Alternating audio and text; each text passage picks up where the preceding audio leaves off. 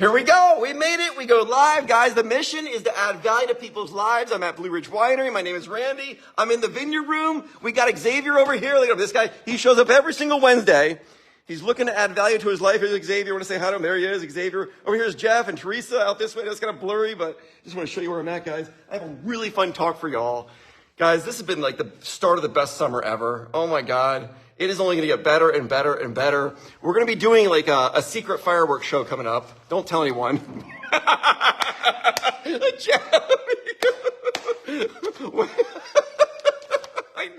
can't help myself, Jeff. Yo, Arlene, how are ya? I didn't give a date, okay? It's going to be some Saturday coming soon. Not this coming one, but I don't know. I can't help it, Jeff. How are you guys? Good to see y'all. Oh my God. I hope you love today's talk. It's about, we really are. We're doing like a secret fireworks show. We want to practice our new system. And Jeff goes, yeah, let's do one, but let's not announce it. I can't help it. I just blurted it out.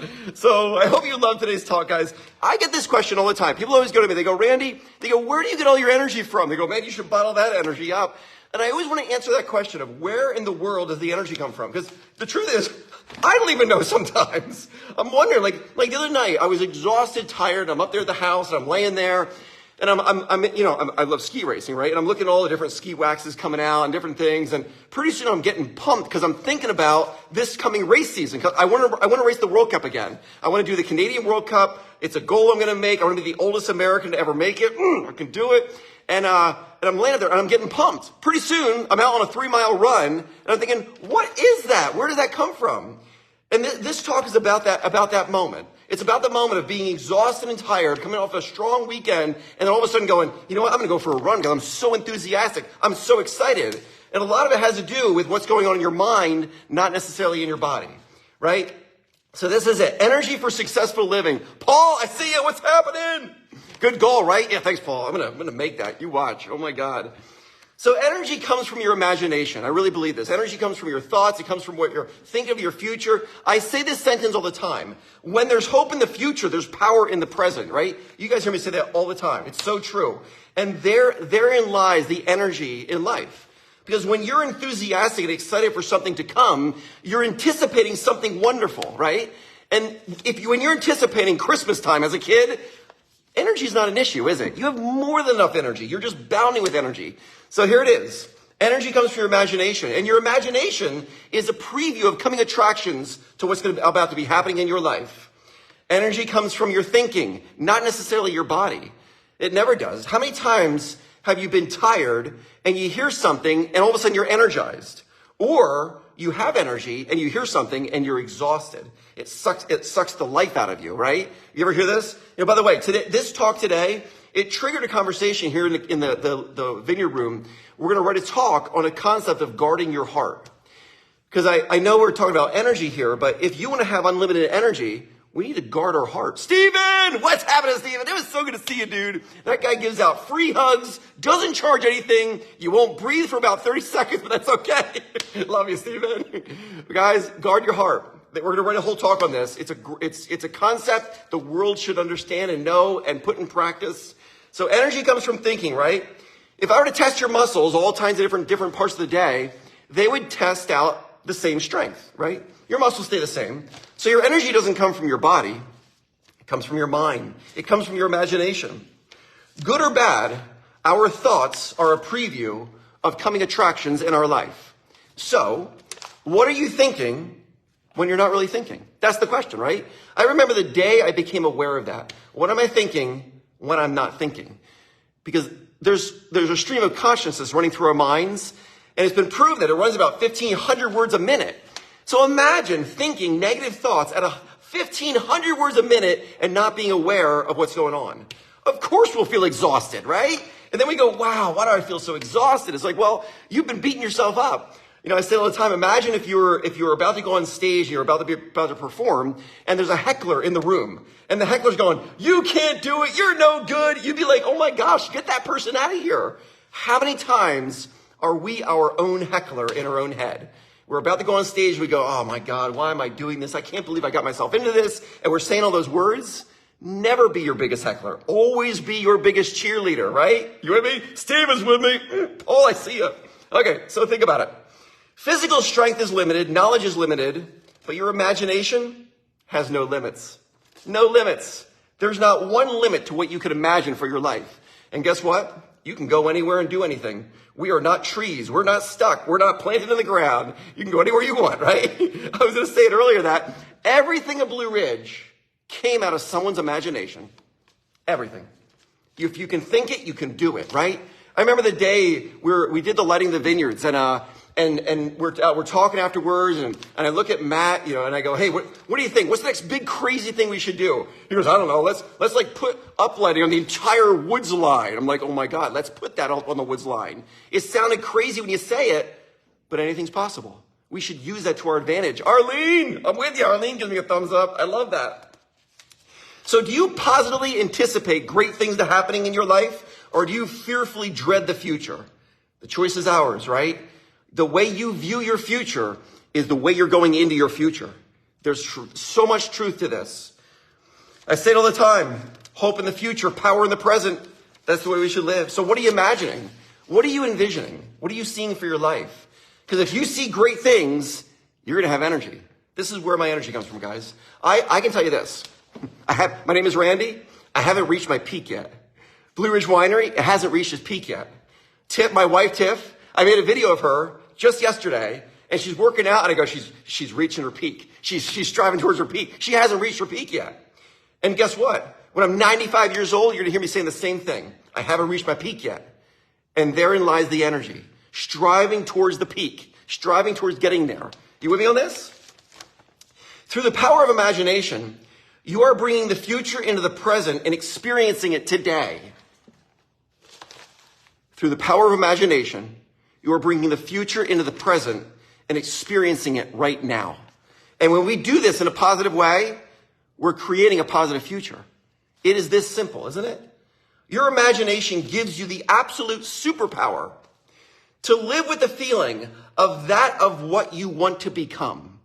That is a huge statement. Can I say it again? Your imagination gives you the superpower to live with the feeling of what you want to become.